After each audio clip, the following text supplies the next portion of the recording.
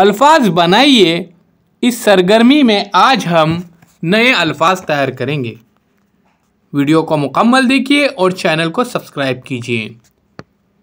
प्यारे दोस्तों, यहाँ पर दायरे में ले दिया गया हुआ है। अब हमें यहाँ पर दिए गए लफ्ज़ को पढ़ना है और यहाँ पे हमको अल्फाज तैयार करना है।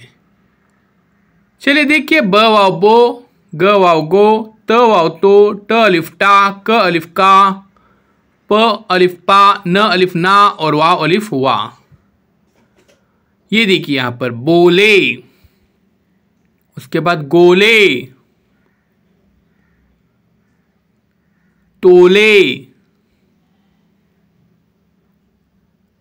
टाले, काले, पाले, नाले, वाले। प्यारे बच्चों, एक बार फिर से हम मशक करते हैं।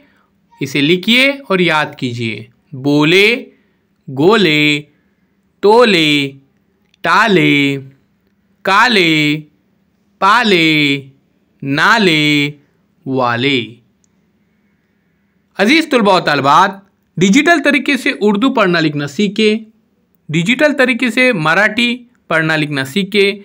इन दोनों किताब को हासिल करने के लिए दिए गए नंबर पर राब्ता ज़रूर कीजिए। अल्लाह हाफिज़ दोस्तों।